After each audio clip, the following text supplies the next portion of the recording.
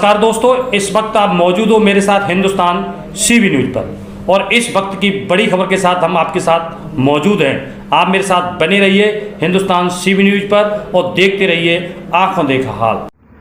इस समय मौजूद हो आप मेरे साथ ताजनगरी आगरा के अकोला चारवाटी क्षेत्र के नगला परमाल पर। ये देखिए, यहाँ ये अमेरिका में होने वाली ड्रैगन फ्रूट की खेती अब ताजनगरी आगरा में भी होने को जा रही है। उसी के लिए ये देखिए किस प्रकार तैयारियां चल रही हैं। आपको बता दें कि यहाँ ये देखिए, इधर आपको बता दें कि यहाँ प्रदीप चौधरी एक किसान है जिन्होंने यहाँ ड्रैगन फ्रूट की खेती करने का मन बनाया है। उन्होंने बताया है कि वह इंजीनियर होने के साथ साथ वो अपने किसानों के लिए कुछ करने का मन बनाया है। तो उनसे जानते हैं वो क्या कहते हैं। और ये देखिए, आपको देख रहे हो तस्वीरों में, ये एक खेती पूरी तरह अंतिम रूप दिया जा रहा है इस खेती के लिए और यहीं इस पर काम चल रहा है, जिसमें आप देख सकते हो किस प्रकार ये खंभे तैयार किए जा रहे हैं, ये गड्ढे किए जा रहे हैं जिनमें इनको लगाया जा रहा है और एक तरीके से इसको तैयार किया जा रहा है। तो हमारे साथ मौजूद हैं किसान एवं इंजीनियर प्रदीप चौधरी। तो हम जानते हैं उनसे कि वो क्या कहते हैं इस खेती को लेकर। सर, क्या नाम है आपका? मेरा नाम प्रदीप चौधरी है। चौधरी साहब, ये खेती करने का मन कैसे आया आपको? ये एक्चुअली जब से ये कोरोना स्टार्ट हुआ है तब से दिमाग में एक ही चीज़ चल रही है कि कैसे हम अपने इम्यूनिटी सिस्टम को बढ़ाएं और दूसरे लोगों को ऐसे खाने की चीज़ें प्रोवाइड करें जिससे उनका इम्यूनिटी सिस्टम बहुत मजबूत हो। तो मैंने बहुत रिसर्च की कि ऐसी कौन सी चीज़ है जिसे हम बाहर से डिपेंड रहते हैं लोगों के ऊपर, दूसरे देशों के ऊपर। तो मुझे जानकारी हुई ड्रैगन फ्रूट के बारे में।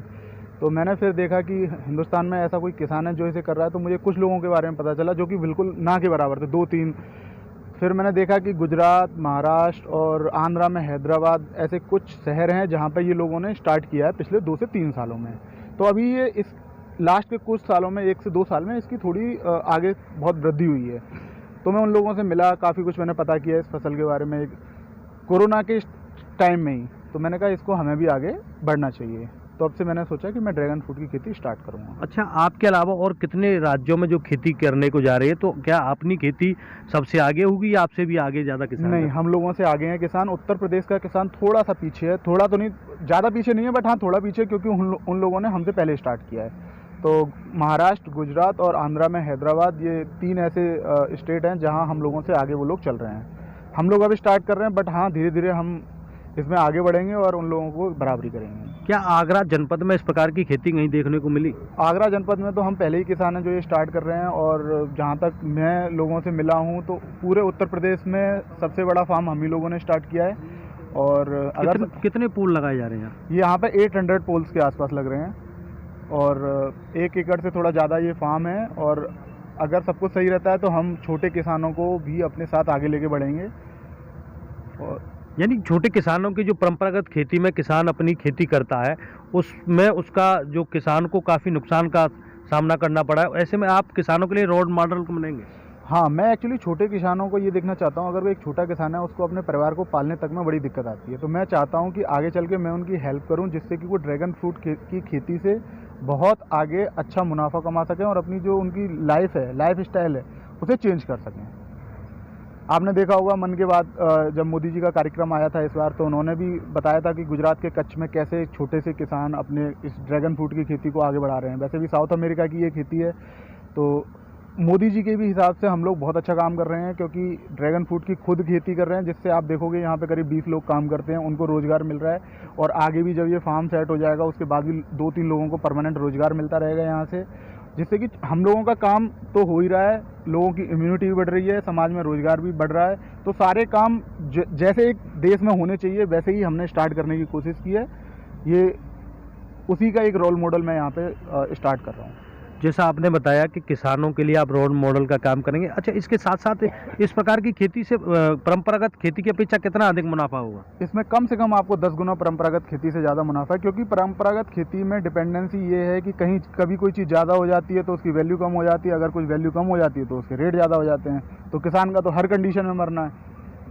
अगर ज़्यादा हो गई तो पैसे कम मिलने हैं, कम है तो कम तो होती नहीं है कुछ भी। एक बार जो लहर चलती है वो चली जाती है। तो कम से कम इसमें उनकी लाइफ स्टाइल एक सेट हो जाएगी, उनका एक परमानेंट उनको जो पैसा है वो मिलता रहेगा। और ये फसल की सबसे अच्छी खास बात यह है कि एक बार अगर आप इस पौध को लगा देते हो तो ये 20 साल तक फल देती है। यानी कि एक बार मेहनत करनी है, एक बार इन्वेस्टमेंट करना है और 20 साल तक आपको इससे फल लेना है। अच्छा, एक बात और बताइए, और इससे क्या क्या फ़ायदे होंगे? ये ये सबसे बड़ा जो मैं बोल रहा हूँ रिच फूड है उनमें से एक है, और इसमें सबसे बड़ी बात ये है कि ये कैंसर जैसी घातक बीमारी से लड़ने के लिए बहुत ही फ़ायदेमंद है। ये कैंसर सेल्स को मारता है। दूसरा, डायबिटीज़ जैसी बीमारी है, अगर आप इसको खाली पेट खाते हो तो आपकी डायबिटीज़ कंट्रोल में रहती है। फेयरनेस क्रीम्स जितनी भी हैं, अगर इसका जो ड्रैगन फ्रूट आप खाने के बाद जो इसका छिलका बचता है उससे अगर आप अपने फेयरनेस क्रीम भी बनाते हो, फेस पैक बनाते हो, उससे अच्छा कुछ नहीं है। वो भी बहुत महंगा बिकता है मार्केट में।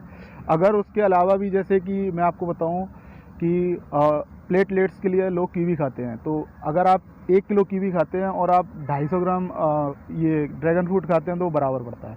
तो इतना डिफरेंस है इसकी जो ऑर्गेनिक वैल्यू है वो बहुत ज़्यादा है, बहुत ज़्यादा है। तो अगर आप आज कहीं भी लेने जाओगे आपको नहीं मिलेगा, क्योंकि सबसे पहली बात तो उत्पादन कम है।